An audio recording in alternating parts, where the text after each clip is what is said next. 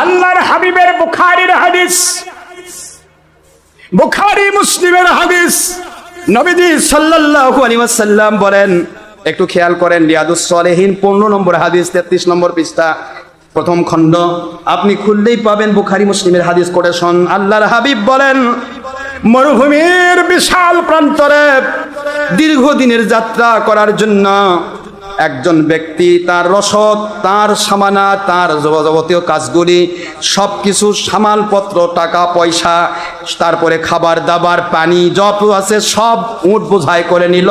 কয়েক মাসের জন্য রাস্তা পেরিয়ে মরুভূমি পার হতে হবে। মরুভূমিতে কোনো প্রকার খাবারের ব্যবস্থা নাই, কোথাও পানিও পাওয়া যায় না, কোথাও খাবার পাওয়া যায় না। এমনই রসদপত্র ভরা উট নিয়ে একটা মান্দা যখন মরুভূমিতে পাড়ি দেয়, এই সময় ওই লোকটা যদি হঠাৎ করে দেখে উটটা তার সম্পদ সহ পরিপূর্ণ হেরে গেছে, খুঁজে পাচ্ছে না, এই সময়ে ওই উটালা যেরকম দিশেহারা হয়, কষ্ট পায়। তোমাদের আল্লাহর কথা শোনো, তোমাদের নবীর কথা শোনো। নবীর কোন উম্মত, কোন পীর সাহেব ওলি আউলিয়ার কোন মুরিদ অথবা আল্লাহ রব্বুল আলামিনের কোন খাঁটি বান্দা যখন সঠিক রাস্তা থেকে বের হয়ে বাতিল পথে চলে যায়, ওই মরুভূমিতে উট হারানো লোকটার চাইতে বেশি কষ্ট পায়। উট হেরে গেল, সমস্ত উটগুলি হেরে গেছে, কয়েক মাসের যাত্রা মরুভূমির মাঝখানে কি খাবে সে? এদিকেও আসতে পারছে না, ওদিকেও যেতে পারছে না। বাড়ির দিকে আসতে গেলেও ক্ষুধা তৃষ্ণায় মরে যেতে হবে, গন্তব্যস্থলে পৌঁছতে গেলেও ক্ষুধা তৃষ্ণায় মরে যেতে হবে। মাঝখানে মাস পথ, যত খাবার ছিল সবই ছিল উটের ভিতরে, সেই উটটি হেরে গেল।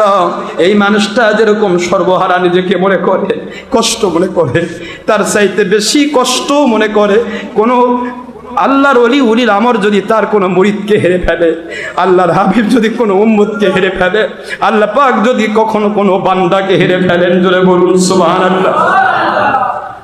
আল্লাহর হাবিব বলেন, সাহাবায়ে কেরাম চলতে ফিরতে দোয়া করতে করতে লোকটা যদি ওই উটটা ফিরিয়ে পায়, উটটা ফিরিয়ে পাইল, একটু কষ্ট হলো, উটটা ফিরিয়ে পাইল, এই সময় লোকটা কত আনন্দ পায়, কত মজা পায়। এর সাথে মুসলিম শরীফের আরেক এবারত যোগ হয়ে গেছে। হুজুর বলেন, এই মানুষটা কেমন খুশি হবে?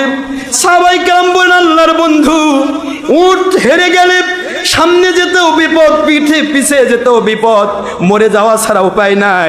এমন দিশেহারা হওয়া মানুষটি যদি সম্পদ সহ উটটা ফিরে পায়, তার চাইতে বেশি আনন্দ তো আর কেউ পায় না। আল্লাহর বন্ধু বলেন, কেমন আনন্দ পায় উটওয়ালা? শোনো, উটওয়ালা উটটি পাওয়ার সাথে সাথে পাগল হয়ে যায়। ও আল্লাহর শুকরিয়া করবে কি করে পাগল হয়ে যায়? পাগল হয়ে মুখটা স্লিপ অফ টাং হয়ে গেল, মুখ পিছলে গেল, সে পাগলের মতো বলতে থাকলো, আয় আল্লাহ, আপনি আমার বান্দা, আমি আপনার মালিক। এই কথা বলল, কিন্তু সে তো বুঝেই নাই আল্লাহ হলো তার মালিক আর সে হলো আল্লাহর বান্দা। আসলে সে বলতে চেয়েছে আল্লাহই তার মালিক আর সে আল্লাহর বান্দা। খুশির তারও নাই, তার ভুল হয়ে গেছে, স্লিপ অফ টাং হয়ে গেছে। আল্লাহকে বলতেছে আপনি আমার বান্দা আর আমি আপনার আল্লাহ, আমি আপনার মালিক। এই কথা বলার পরেও আমার মালিক না খুশি হন না। আমার মালিক জানেন অন্তর চাচ্ছে আমি আল্লাহকে মানতে।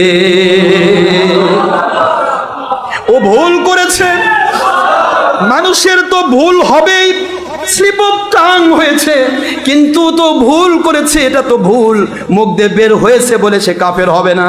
সে আল্লাহকে বান্দা বানাইছে, বান্দাকে আল্লাহ বানাইছে, এইটা এত বড় শিরক কুফরি। তারপরও আল্লাহ বলেন আমি না খুশি হব না, কারণ ও তো আনন্দের আতিশয্যে আমার শুকরিয়া করার জন্য এই কথাটা বলেছে। কথাটা উলট পালট হয়ে গেছে, এত আনন্দিত সে হয়েছে। আল্লাহর বন্ধু বলে, শোনো, ওই দিশেহারা মানুষটি পিছের দিকে গেলেও মরণ, সামনের দিকে গেলেও মরণ, মাঝখানে সাহায্যকারী কেউ নাই, খাবার দাবার সব উঠ হেরে গেছে। এই হারানো উটটা ফিরে পাওয়ার পর ওই মানুষটা যত আনন্দ লাভ করে, একজন সত্যিকারের পীর সাহেব ওলি আউলিয়া ওলিল আমর তার হারানো মুরিদকে পেলে তার চেয়ে বেশি খুশি হয়ে যায়। একজন সত্যিকারের নবী রাসূল তার হারানো বিপথে যাওয়া একজন উম্মতকে ফিরে পাইলে তার চেয়ে বেশি খুশি হন। ওই হারানো উট খুঁজে পাওয়া মানুষটা যত খুশি হয়, আল্লাহর জমিনে আল্লাহ পাকের বান্দা কেউ সঠিক রাস্তা থেকে দূরে সরে যাওয়ার পর আবার যখন তওবা করে সঠিক রাস্তায় চলে আসে, ওই হারানো উট পাওয়া, উটকে ফিরে পাওয়া মানুষটি যত খুশি হয় তার চাইতে বেশি খুশি হন আমার আল্লাহ।